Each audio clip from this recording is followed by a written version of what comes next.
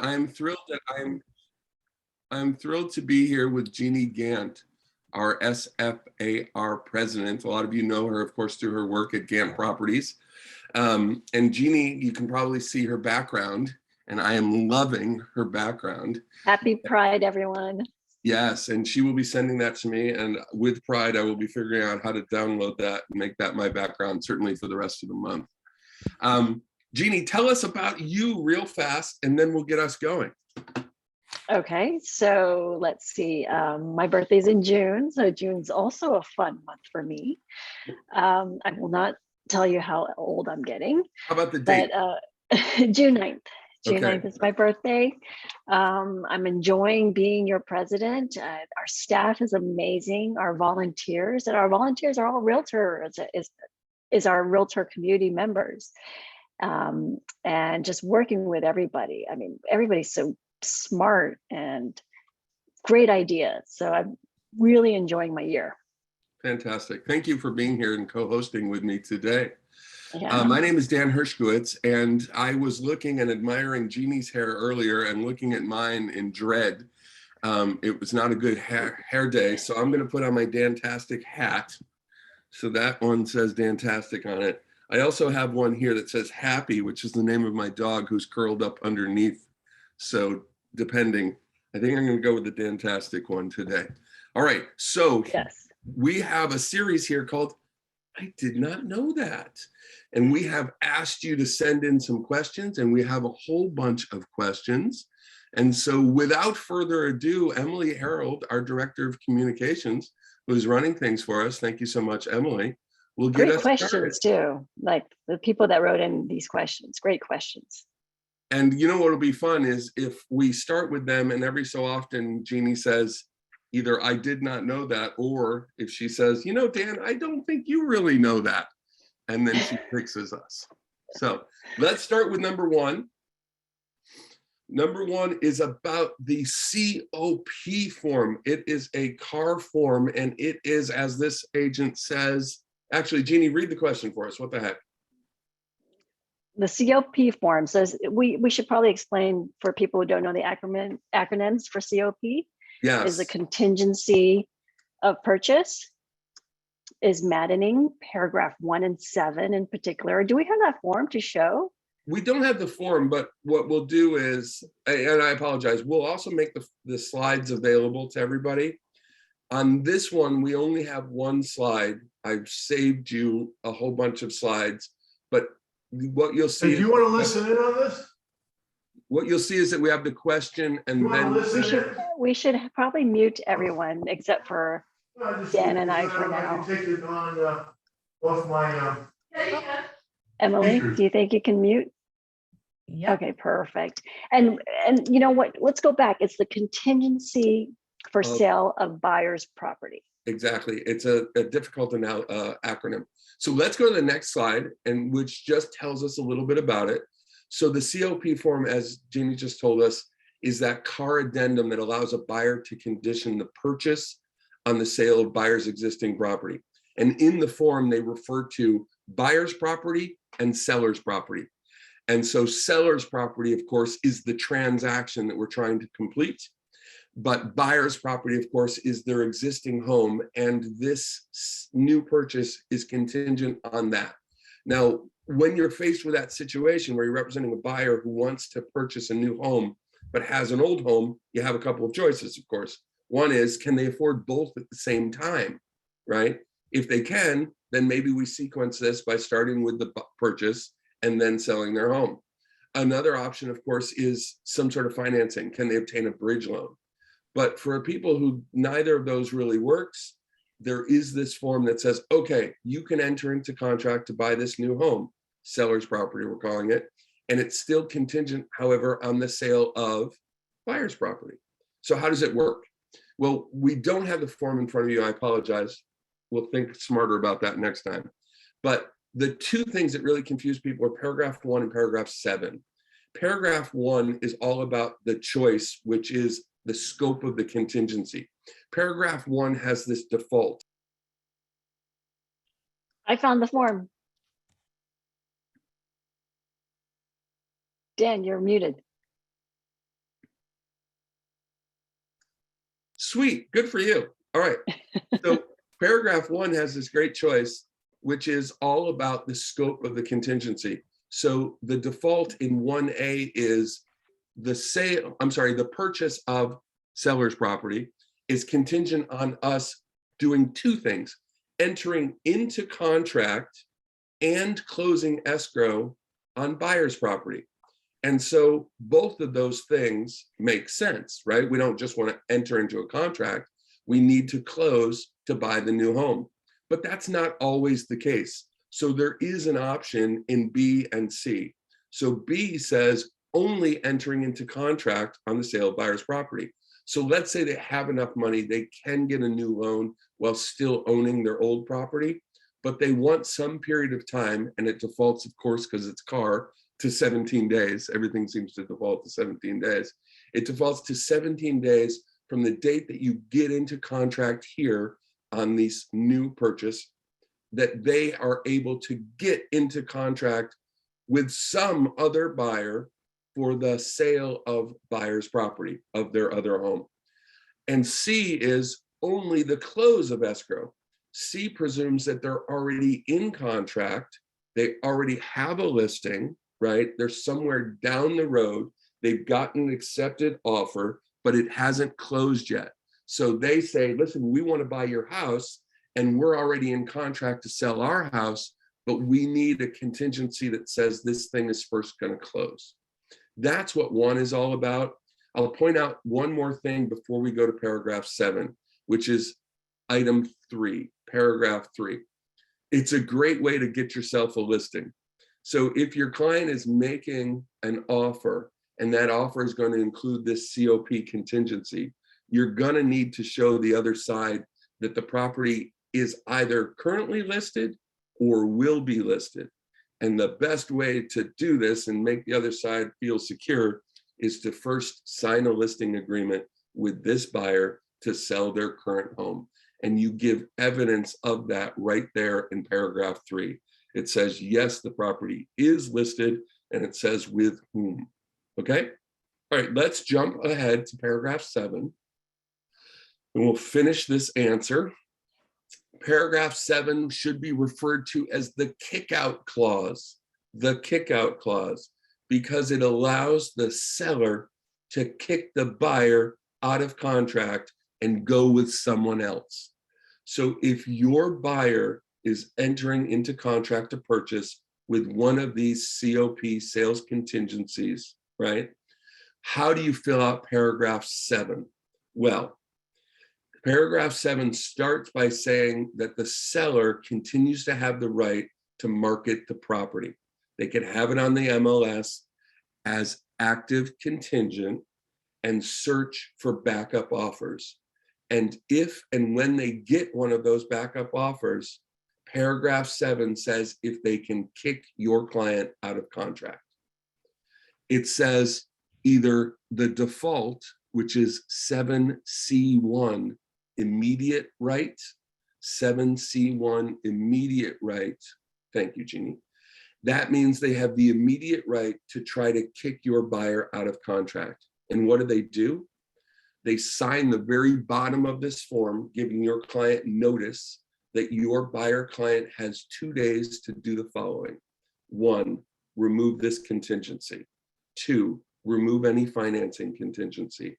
And 3, this is the one that's interesting, 3, prove that they can actually afford to purchase both homes and own both homes simultaneously, that the lender will approve it and that they have sufficient cash to do it. And if they're unable to prove all of those things within those 2 days, then the buyer has the right to kick them out of contract and elevate the backup offer. That's the default. But there's 2 things that you could do differently if representing the buyer. Instead of saying they have an immediate right to kick out the buyer, you could check the box in 7C2 where it says delayed right. And now, no earlier than the 17th day after this contract was formed, would they have the right to send you notice to kick you out. So it gives you time.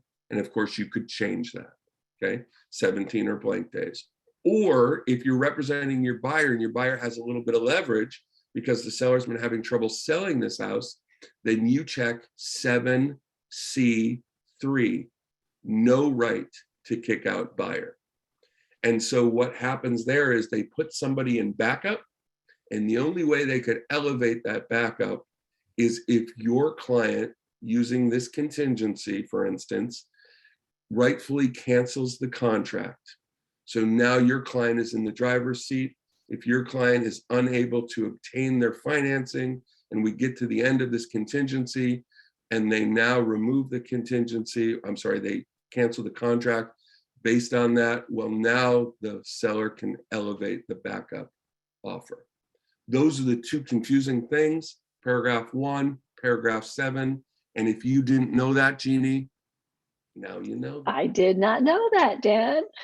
All right. All right, that was the first one. We got a bunch more.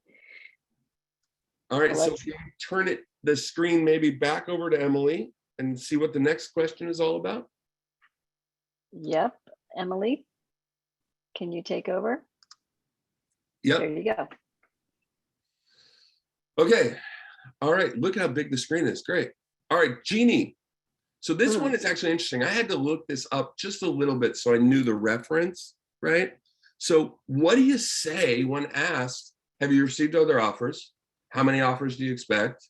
How many disclosures packets are out there? So Jeannie, you must get this question all the time, right? Yes, definitely. Right. And I always just tell the truth. All right, so I love that. Let's go to the next slide. All right, so of course we never lie, deceive, or exaggerate, right? So I have, however, as a director of risk management for Compass, I have seen a lot of great things and I've seen a lot of problems. And I've seen some people make accusations that, hey, you ended up with only one offer, we paid a premium, and now we're mad at you because somehow you represented that there would be a bunch of offers, right? And so let's make sure that our communication is clear. So I just gave an example of this. And I know this is lawyerly, but the idea is we want to be clear. And so here's something that you could say to another agent in an email. Based on the statements or actions of the agents and my own experience, I'm hopeful we'll receive a half dozen offers at a minimum. 2 agents have flatly stated they're bringing offers. I have a buyer who may be writing. If she does, my manager will step in and present the offer. I threw that in there too, because that, of course, often complicates things, right? But is there an NAR Code of Ethics standard of practice about this? And it turns out there is. Standard of Practice 1-15 requires an agent to disclose, when asked, the existence of other offers. So do you have other offers? Yes or no? The number of offers, I have 3. The terms relating to the offers, isn't that interesting? I'm not even sure what they mean by that. But only if authorized by the seller. So that turns this whole thing upside down. And so what do I suggest? I suggest we're going to be proactive and have a conversation with our seller, right? And then confirm it in an email. And that conversation will lump together all of these things. Pricing strategy, right? Where are we going to price this thing? Are we going to price it low intentionally? What about disclosure packets? Are we going to do one ahead of time, right? Is there any requirement to do a disclosure packet ahead of time? There isn't. Southern California thinks we're crazy to have these disclosure packets available. They don't do it like that, right? They go out and do their Avid after they get in contract, right? And they send the TDS to the client to sign after they're in contract, right? What about setting an offer date, right? What are your preferred offer terms, right? What do you want? You know, are there certain terms? Do you want to rent back, right? What about communication with the other agents when they asked? What if they want to bring a quote preemptive offer? What do you instruct me to do? Am I allowed to tell them about the number of offers? Do you want to, if they ask, because there's a code of ethics that says if they ask to present their offer, you have to allow them to present their offer unless your client says otherwise, right? Do you want to sit down and have a presentation of offers by buyer's agents, right? So if you get all of these things up front, out of the way, it avoids all of these issues. Any questions on that? Yeah, so we have a question on chat. Okay. When a listing from Ramita, when a listing agent tells you to tell your buyer that they have received an offer for the property, but your buyer isn't sure if the listing agent is being honest and is using this as a pressure tactic to get in an offer, what can you do? There isn't a lot. They're not required to show you anything, but it is interesting if you pointed them to standard practice 1-15 and asked for the terms relating to the offer, what they might do in reply, because now you have this little, I don't know, tool in your tool belt, right, to ask about. But one thing that I have done in the past is I have said, listen, when someone has said, we have another offer, your client needs to come up, I've said, feel free to redact names, but my client would like to see a photocopy of the first page of the offer, please, before they bet against themselves, because you're not sending us a counteroffer. Instead, you're just telling us blah, blah, blah. So my client says, can we look at the first page of the offer so we know that it exists? And that actually dovetails into our next question, I believe. All right, Jeannie. Is there a legal or ethical prohibition against shopping the offer? So Jeannie, just for fun, Yeah, I have did not you know that. shopped offers? Have you felt as though your offer was shopped? And how do you feel about this? Well, I feel like all our offers are being shopped, but it doesn't feel that good. But what don't I know, Dan? Okay, well, let's go to the next slide and take a look. So as my mother tells me, Mrs. Hershkowitz, it's 100% kosher to shop the offer, unless you and your client have signed a non-disclosure agreement that says otherwise. So is it a possible violation of etiquette? Sure. Is there an NAR code of ethics that says no? There isn't. In fact, the NAR code of ethics within Article 1 says that realtors must advise their clients, their buyers, of the possibility that the sellers or the seller's agent may not treat the existence, terms, and conditions of the offer as confidential unless confidentiality is required by law. It is not. Regulation, it isn't. Or by any confidentiality agreement between the parties. That's an NDA. And so this same disclaimer is found in our statewide buyer and seller advisory. There's a whole section called non-confidentiality of offers.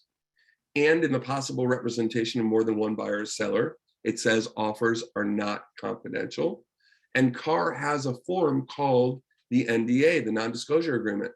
And if you want to make sure that your client's offer is not shopped, then before you send the offer, not at the same time, before, you need to send the NDA and have it signed by the agent and the seller. And once it's signed, you can then send the offer. If you sent them at the same time, they're more than welcome to do nothing with the NDA and shop your offer. And when I say you can shop the offer, I mean you can put a copy of that thing on Facebook, on Instagram, on anything else that you use. So you could send it out to everybody you know and say, hey, here's the offer we received. It expires at 2 p.m. tomorrow. If you want to beat it, we encourage you to beat it. Like Billie Jean and Michael Jackson. So in other words, I can, if I didn't want them to shop the offer, I can send them the NDA, the listing agent, an NDA first. And then once that's signed, then I can present my offer, my buyer's offer. With some confidence that it won't be shopped, or at least if they are shopping it, it's a breach of that agreement. I did not know that. If that's true, that makes me happy. I believe that you're just placating me, but thank you. Well, I did read all the slides, so. Right. Okay, fair enough. All right, so Jeannie, you don't have to give it away, but I have to ask, have you done this? Can I lend money to my clients? Yeah. To buy a house? No. Maybe, okay, so That's maybe crossing too many lines there. good. How about to pay for staging? To pay for staging. To pay the painter? To make a mortgage payment because they're worried they can't and you got a listing. Right. Well, we see Stephanie has her hand up. Maybe she has an answer. All right, Stephanie. Oh, here we go. Hi, can you guys hear me? Okay. Yeah. Oh, so I'm so glad I showed up not as iPhone. I was so afraid that because I'm on my phone, I would show up as iPhone and you, anyway, and you wouldn't know who I was. Yeah, so we had something interesting happen that's like a line crossing of the shopping around. Like of course we have a fiduciary duty to our clients to get the best and highest price. So if you have something come in, Sure. Especially preemptively, why not call all the other agents? Like it makes sense to, of course, shop and offer. Yeah. The thing that crossed the line that happened to a colleague of mine recently that was kind of interesting, and I thought it would be interesting for you guys to comment on, is they made a preemptive, but it was basically on an agreed upon price, like, will your seller take this? And they're like, yes, the seller will take this. And then the listing side got the preemptive that they verbally said they would take, then emailed all of the other agents with disclosures who had the disclosures IO packet. Hey, we have a preemptive that came in. You have until X amount of time, to compete with this preemptive. Like literally after saying verbally, we'll take it. And then they left my colleague off of that email. He was, of course, one of the people with the packets, but he was purposely left off the disclosures IO update. It felt shady. I'm just going to say, curious what you guys think. Well, I think Jeannie would say right away, yeah, that was shady, right? Yes, but is it illegal, right? Right. Or unlawful, as we would say. I wouldn't say unlawful, but unethical, right? Right. So ethics, of course, we confuse the code of ethics with etiquette, right? And what we think is right and wrong. And so etiquette would say, yeah, very bad. Legally, I would be worried about one thing, which is we need to remember that we're the agent for the principal. And that's a literal legal definition. We're literally their agent. And so, although please don't ever do this, you could actually sign the contract on behalf of your client and bind them. And so now the question is, what was the communication? Was it in writing? Did they somehow bind their client by saying that? So what this reminds me of is the concept of transparent pricing, right? And so at some point, sometimes we say, okay, we want to switch to transparent pricing. We're going to change the list price from $9.99 to $1.35, and we're going to put out to everyone, this is transparent pricing. And does that obligate your client to take a full price, all cash offer? And the answer is no, it doesn't, for two reasons. One reason is the offer itself, we built into language in the offer that says that none of the other conversations are effective. And the only thing that's effective is actual written signatures of the parties on this contract. And so anything else doesn't matter. But I would also say, listen, if you're going to do transparent pricing, maybe a little disclaimer with it. And so the disclaimer language that I was suggesting for the agents is the list price is a transparent price based on current market assessment and seller's current assessment, and not intended as a catalyst towards a bidding war. So that's telling people, listen, we really do feel this way, but why not throw in that additional language, which typically is not required by law because the law already is, but why not say, nonetheless, seller reserves the right to accept or reject any offers. And that would be really doing belt and suspenders for your client. Did that help at all? We'll hope that it did. Jeannie, anything to add? No. All right. All right, let's go back to exactly what we're talking about here, which is conflict of interest, right? So Jeannie is saying, it's an obvious conflict of interest, right? And so here's the problem with conflict of interest or any financial entanglement. And any financial entanglement with your client where, in particular, you're a listing agent, right? And you are going to be paid back money. It changes the incentive, right? So you always wanted to sell the house. And yes, you always had a financial incentive, your commission. But now you have this other entanglement, which is I may never get paid back the money that I lent, or the money I paid to the stager, or the money that I paid to the contractor directly, right? Or the mortgage payment that I lent to the client, unless and until I sell this house.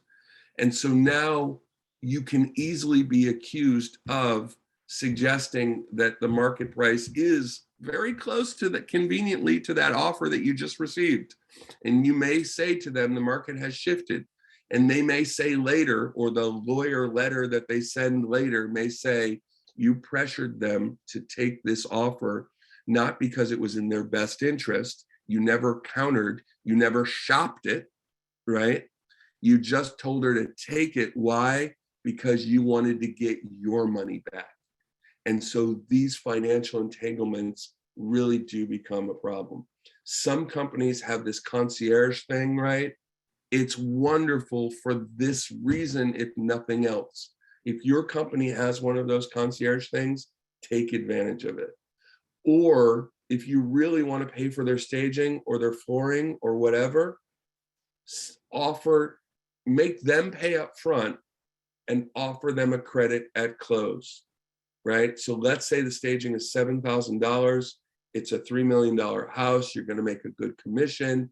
You say to them, it is against the advice of my broker and frankly, a conflict of interest to pay for any of these things directly. However, what I am offering you is at close of escrow, a credit in the amount of $7,000.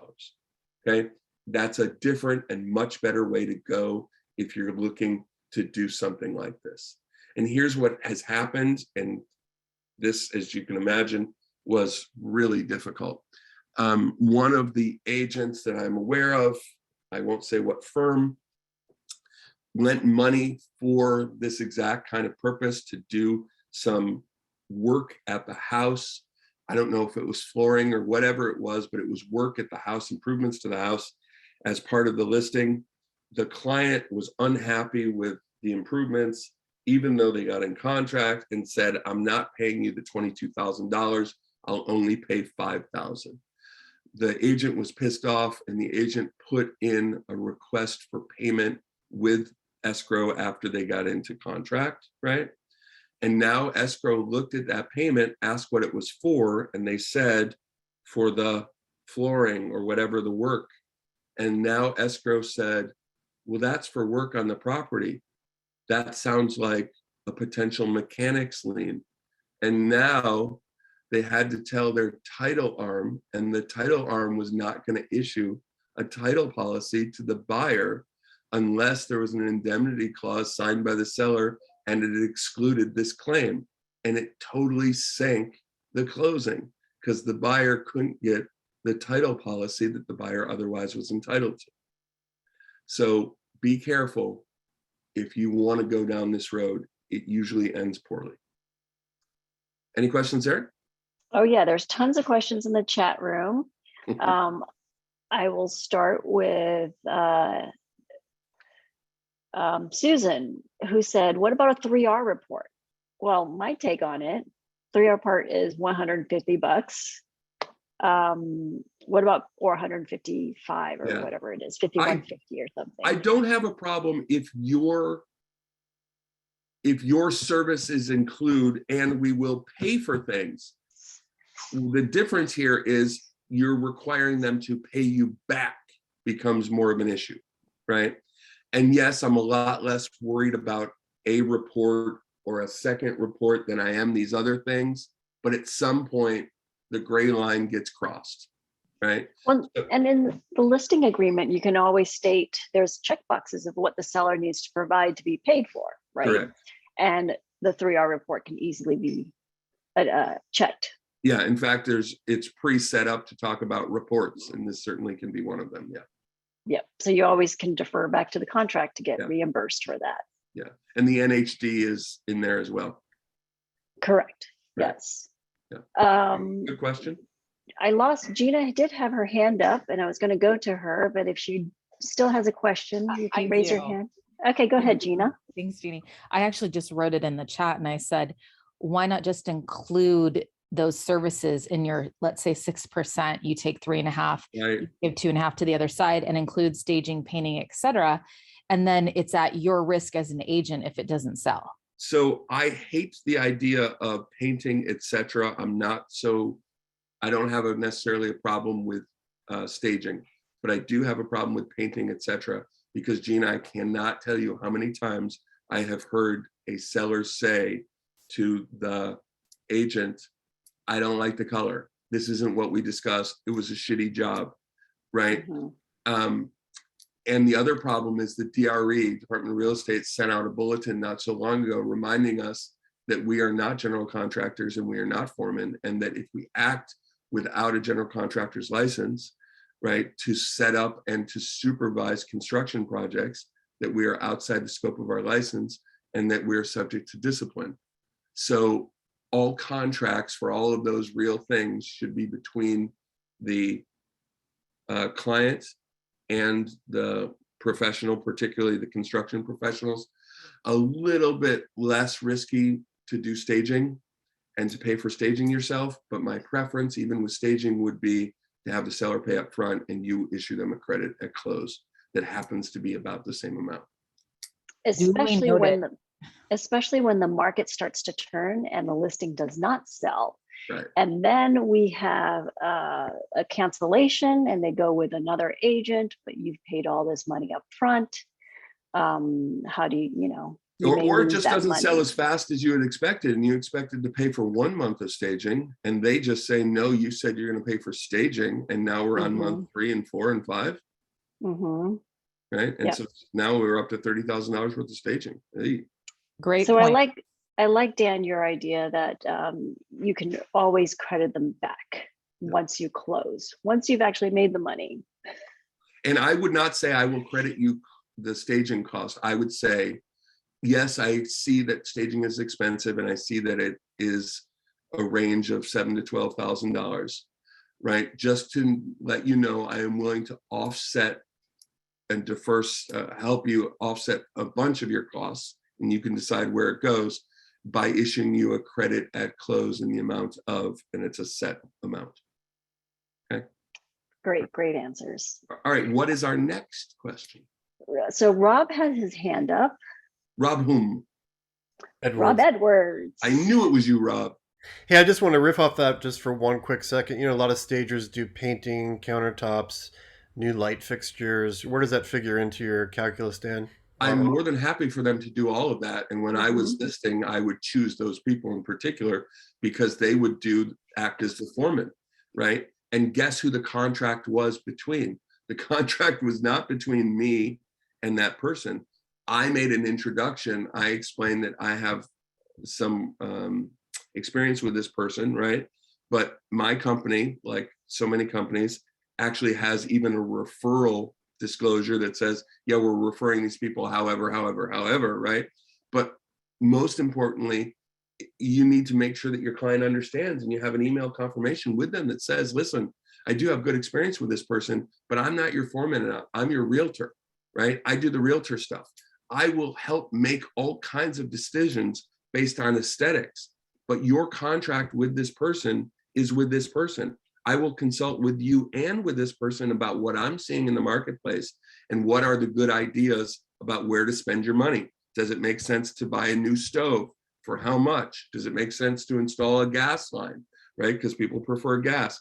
Does it make sense to repaint the exterior, to put in landscaping? But all of these things are as your realtor based on what I'm seeing in the market that buyers want, and we'll talk about cost benefit analysis. But the actual work and the contracting and the acting as a foreman is between you and that person. That's why the contract is in your name, not mine. And I am happy to be copied on emails, but I will not be emailing them directly, and I will be explaining to them anytime they email me directly. I will reply and put you on the email and say, this is not my decision to make. As a reminder, you're contracted directly with the seller. My input, however, is the following based on market information. The two of you need to decide on your own. Okay, all right. And by the way, Jeannie, anytime you have a client who says magic words like this, I trust you, Why don't you make the decision for me? That is code for, if it doesn't go well, I will sue you later and take no responsibility whatsoever. Okay. And what should I do when they say that? You will reply it in in writing. writing, although I appreciate your trust, I cannot assess risk for you. I would not even make this decision for my own sister. This is up to you. Here's the pros and here's the cons. Tell me what is your decision, and we'll move forward based on that. That's awesome. Okay. Shall we go on to the next topic? I think we've kind of. Let's do it. All right. Buyer's offer has expired, but both parties want to enter into a contract. Can the seller sign the expired offer and have the buyers initial it? All right. So before we go on to the slide, I want you to picture the purchase offer. But in this case, the agent isn't Jeannie Gant, it's Harry Potter. If Harry Potter sent an offer with an expiration of when, by the way, what time of the day would Harry Potter's offer expire? The 5 p.m.? No, the stroke of midnight. Right? Stroke of Right. midnight, of course, right? Okay. All right. So if Harry Potter sent an offer that expires at the stroke of midnight, what would happen physically to the offer at the stroke of midnight when it expired? It's expired. It would go poof, and it would turn Yeah. into a million little pieces of something, and smoke, and maybe a little flame would burst out of it, right? And I say that because that underscores that the minute after the expiration, if the other party signs and sends it back to you, you have no contract. The expiration is the expiration. The contract can't be accepted afterwards. You have to do something. Now, sometimes the something that you do is open escrow and act like it's in contract, and both parties proceed and they send the disclosures and et cetera, and then they close. Okay, yes, that certainly happens. But if you want to, you have two basic choices.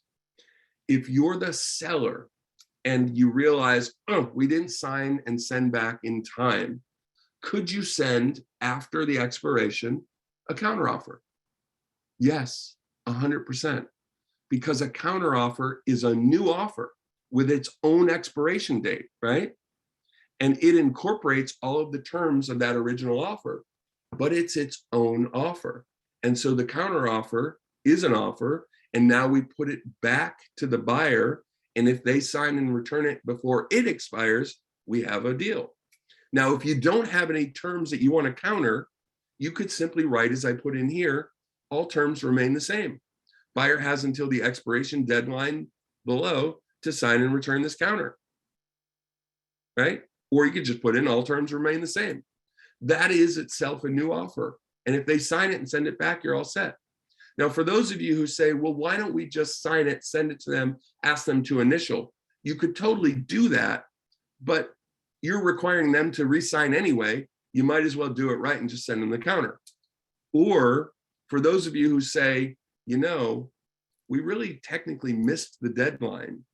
Is there something I can do to clean it up now? Because I see this all the time. All right, we sent it, we signed it, we sent it after the expiration.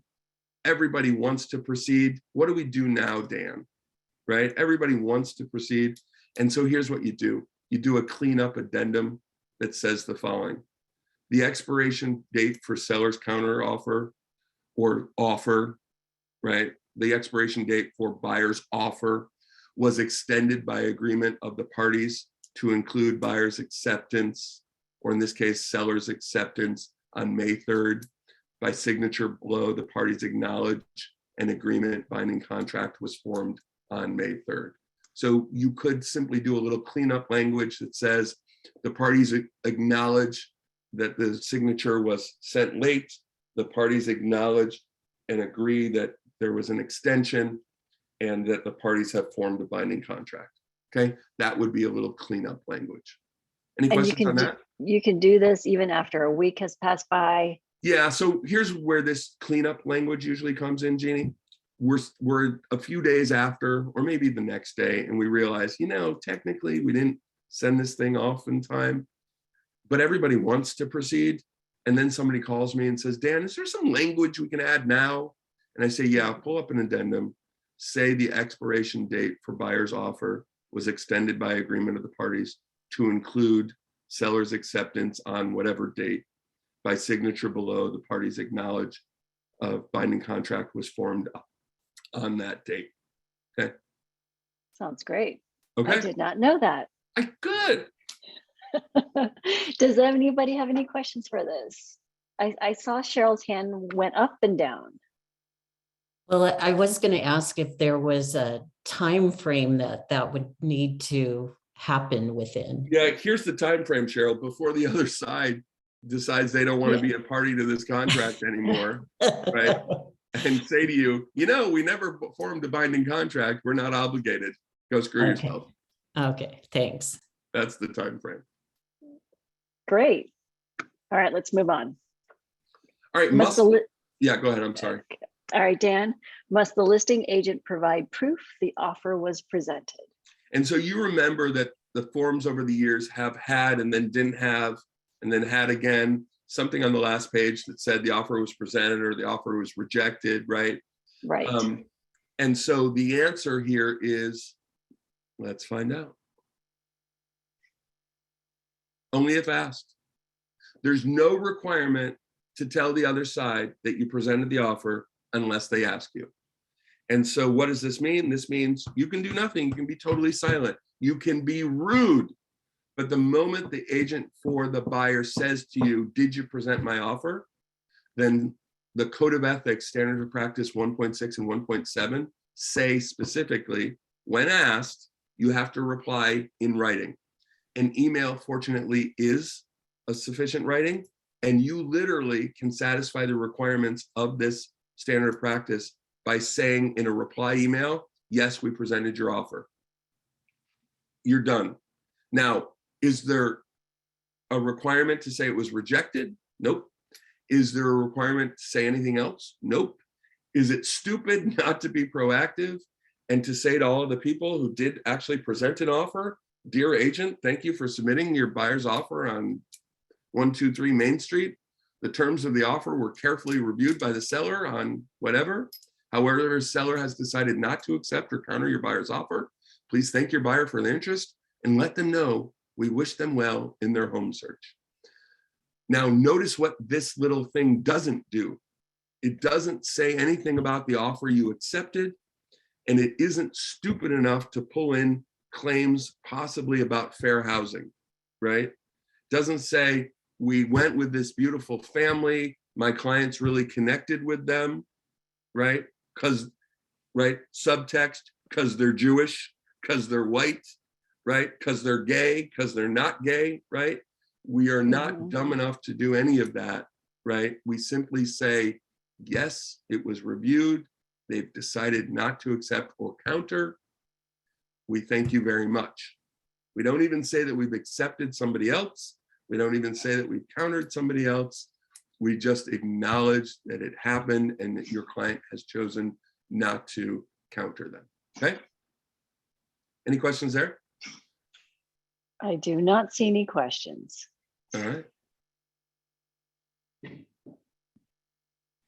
This one I actually had to look this up. What's the difference between the CAR Addendum form and the amendment form? So why don't you tell us, Jeannie, since you went and looked it up, what did you learn? Actually, I just didn't realize there was such a form called the amendment form. Ah, good. So there are two forms. There's the addendum, and there's a CAR form that came out 4 or 5 years ago called the Amendment of Existing Agreement. And the reason we have that new form is because, let's go to the next page, is because there really is a difference. An addendum is an attachment to another document. It explains further that other document. So the addendum is intended to expand on something like the purchase agreement, a lease. It could be an addendum to a TDS. It could be an addendum to a counteroffer, right? And at the top of the addendum, it says what it's an addendum to. There's a checkbox that says purchase agreement. There's another checkbox that says TDS. There's another one that says counteroffer. There's another one that says other, and you can write in, right? I think there's one that says lease, okay? It can be addendum to a lot of different things. And so it comes with that other document and it must be incorporated into that document. And what does that mean? That means the main document must reference it. So somewhere in the purchase agreement, it must say, see attached addendum number 1. Otherwise, you risk that it is not part of that purchase agreement, right? A very strong argument, right? And that the client could easily sign just the purchase agreement, ignore the addendum entirely, which was not your intention, right? All right, so you need to make sure it's always incorporated. And the CAR contract does a very good job of incorporating. It has paragraph 4 that allows you to check boxes. San Francisco, less good at that. Typically, we use the additional terms paragraph to say, see attached addendum number 1, or see attached addendum dated June 9th, Jeannie's birthday, right? Something like that. But that's different from an amendment of an existing agreement. And as the name implies, once you're already in contract and now the clients are interested in amending the existing agreement, you pull out the CAR form amendment of existing agreement, and you'll see the way it's set up. It's actually a proposal from either the buyer or the seller. It can be initiated by either. It's sent to the other, and it says, we propose to amend the existing agreement dated June 9th, right, as follows. And then you write in, purchase price change to, seller will deliver blah, blah, blah, escrow move to, whatever changes you want to make. And then it has an expiration. And it says, if this is signed and returned to us before the expiration date of, and it gives a date and a time, then the contract is amended. But if it's not, then we continue on merrily with the current terms. And so that's one of the big differences. The addendum doesn't do that. So if in the middle of the contract, you pull out an addendum and use it to change terms, it has no expiration. And so when do you know that the other side has rejected it? What if they do nothing? And then you send another one and they still do nothing. And so you send a third one. And now, before close of escrow, some TC sees that there's 3 addendum out there, and he or she makes sure that they all get signed, and they send them out for DocuSign. And now you have addendum 1, 2, and 3 signed, and 2 was intended to replace 1, and 3 was intended to replace 2, and you never intended for all 3 to get signed. And now what the heck? And that's why the amendment of existing agreement is the form to use once you're in contract. And if you did not know that, now you know. I did not know that. Should I show everybody the form? Yeah, let's do that. Thank you so much. Okay, let's see here. This is great. I'm so glad you're here.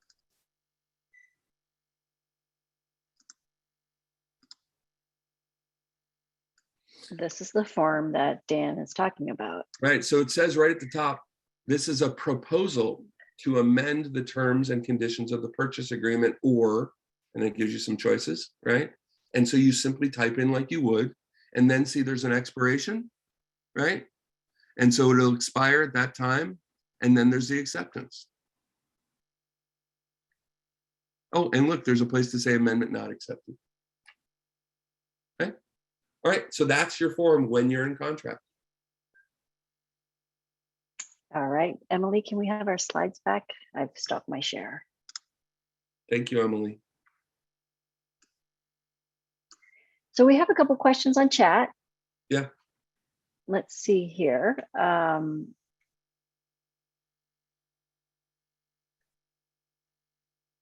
Is there anything in the code of ethics regarding not providing information to buyers so they can make an informed decision to make an offer, especially if disclosures are being sent to other buyers of the listing agent's choice? Did I miss? Oh, sorry. I missed a first question. Suppose you have a listing agent, you've asked a listing agent several times for disclosures for a property, and the listing agent doesn't send them. Is there anything in the code of ethics regarding not providing information to the buyer so they can make an informed decision to make an offer? So I'm not thinking of a particular code of ethic, but I am thinking of your fiduciary duty, right? And so as a fiduciary to your buyer, you have an obligation to understand the purchase agreement and the basic laws regarding real estate and point your client in the right direction. And so what you would be telling your buyer client is the purchase agreement requires two things. It requires a bunch of disclosures called seller's documents, some of which are statutory, that's the one thing, and some of which are contractual, right? And we haven't received any of them yet. So let's make this offer, but you need to understand that you're making this offer without a lot of important information. And here are all of the contingencies you have. One of those contingencies is to review all of those documents. Another contingency is to have an investigation of the property so you can learn more. And I'm telling you though, even though we're in a very hot market, it would be a real mistake or a real risk to remove contingencies without first receiving these documents, because aside from the statutory ones, you're going to be considered to be waiving your right to these contractual ones if you remove a contingency without having received these documents and without the right information. And so if this was Southern California where we don't have disclosure packets, agents and buyers write offers all the time without having received anything, right? But they have an investigation contingency and they know that the seller has to provide their documents, if it's the CAR contract, within 7 days. And so they're waiting for the NHD, right? They're waiting for the SPQ. They're waiting for the lead-based paint. They're waiting for the TDS. They're waiting for the earthquake hazard disclosure. And they have a contingency and, for several of those, statutory right to review them and cancel the contract. Okay. All right. So to follow up with that, Yeah. I guess the agent is doing bad behavior stuff and only choosing who gets the disclosure package. Well, so there's no obligation for a seller to put together a disclosure packet. And there's no obligation for a seller to hand out a disclosure packet. One of the things I would suggest that you discuss with your seller client is what criteria you will use to hand out a disclosure packet. And here's how this often comes up. There's a tenant upstairs or a crazy neighbor. And so you can say in writing and confirm with your client when you're going through all of your marketing strategy, talking about offers and disclosure packets and all of that, who gets one? Does someone have to show a genuine interest in the property? Must they have seen the property first? Must they present you with a qualification letter from a lender or proof of funds? Must they be represented by an agent? And will you only send disclosure packets to agents, right? Can you exclude the crazy neighbor by name? I would say you probably could, but that you would recommend that before you choose to do that they speak with a qualified California real estate attorney so that we don't have any claims of fair housing, right? The only reason you're excluding me is because I am of this protected class and you always hated me because of that, right? So that's the bigger answer to that question. Yeah. So you really don't need to supply a disclosure package. Offers can still be written without them. And that happens every day in SoCal. Mm-hmm. Yeah, things happen down there. Just protect your clients and put your contingencies in there. All right, so this one's really easy. What's the right way to withdraw an offer or a counteroffer?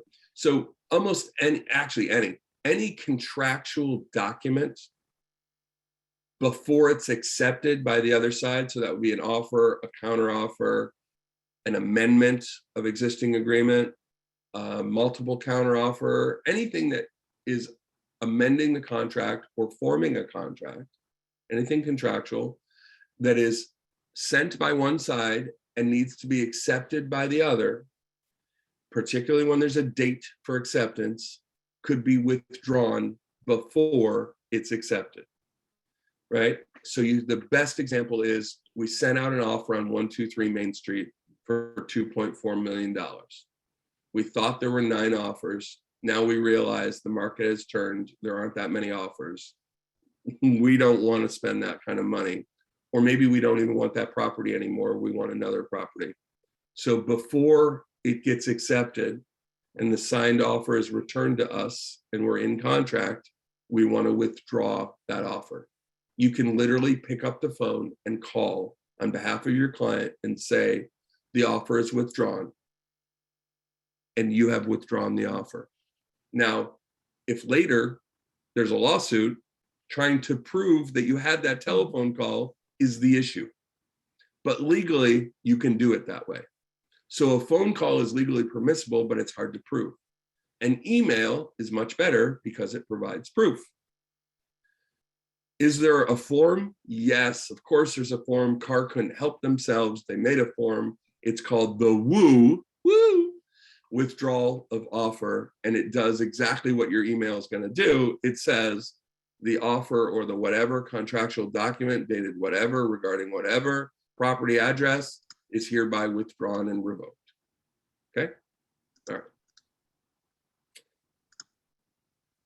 All right, next question. I recently represented a buyer in a long and drawn out back and forth negotiation.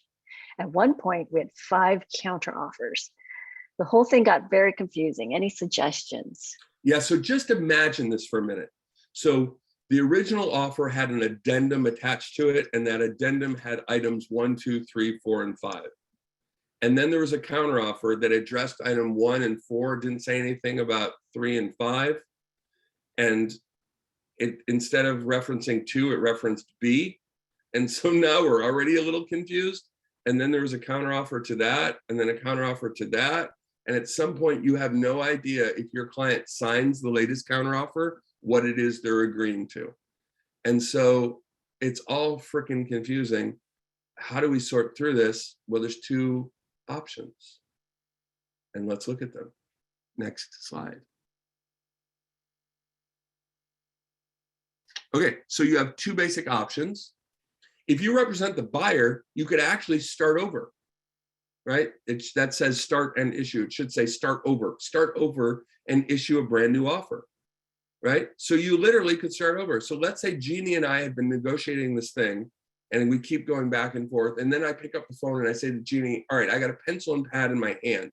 I think I understand what we're doing now. Can we both get on the same page? Purchase price this much, rent back this many days. The thing about the thing this much, the thing about the HOA this, no thing about the dog, and yes, you can have the couch in the living room. Are we all set? Yes. Okay, I'm gonna rewrite the offer and make it clean.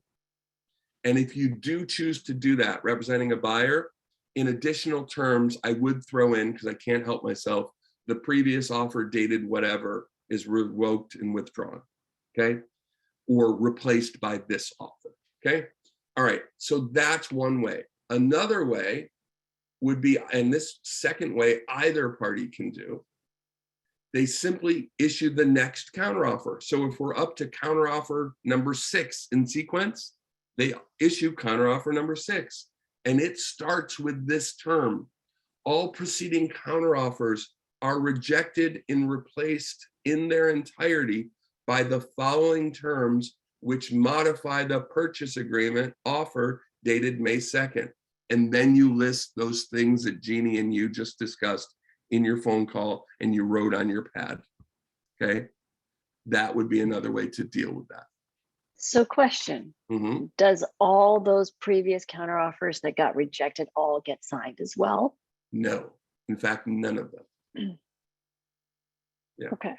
None of them. So, and then when you submit it to your lender, I'm representing the buyer. Yeah, the lender wants to see the whole thing, but you're not signing them in acceptance, right? The lender very well may want to see the whole sequence, right? And if they do, fine, they're certainly entitled to it. We can't hide anything from them. And by the way, it may be that some of them point out some stuff to your lender, right, that your lender may have a problem with, right? So if it talks about the kitchen in the basement, right, having been removed, your lender may have a problem with that, right? So then we should probably just start a brand new offer at that point. And I think that you would be wise in that case. Okay. Obi-Wan would be wise. Okay. Thank you, Master Yoda. Yes, these are not the droids you're looking for. Okay, did we do it? I think we did it. And if we have any further questions, we're doing this every week, right, Dan? Yeah. Or at least you are. Are we doing? Would you like every week, or we can, or is it? I'm sorry, once a month. Sorry, once a month. Yeah. So sorry. But we realized, Dan, the first Monday of July is July 4th. So I think I think we'll move it to Monday, July 11th. And we'll Yes. send out an invite for that if that works for everyone, the following Monday. Yeah. And where let's do make people sure of send that. in their, where do Let's people double- send in their questions? Yeah, and let's double check the time on that. I believe that I am attending my brother-in-law's wedding on that date, but we'll work that out ourselves and find out when I can, go over to the side of the hotel room and do that. Okay. Perfect. And Well- do we have an email to send in our question for future questions? We do. I just put it in the chat. Questions can come to communications@sfrealtors.com. I did not know that. Yeah. Thank you, Dan. And this session was recorded, and so we will share the video plus Dan's awesome slides through SF Realtors shortly. You'll see an email. Cool. And I hope that it was, relevant and fun for you guys. But seriously, submit questions. We'll answer them. Right? Throw in a couple of personal questions. I'll answer those too. What the hell? Okay. All right. Thanks, everybody. Jeannie, thank you so much for being here. And Emily, I know you put a lot of time and effort into making the slides pretty for us. I really appreciate it. Thank you. My pleasure. Thanks, everyone, for joining today. Bye, Thanks, everybody. everyone. Happy Thank you, Dan. Pride. It was very useful. Thank you. Glad to hear that. Thank you all. Thank you. Thank you very much. Bye. Bye. Bye-bye.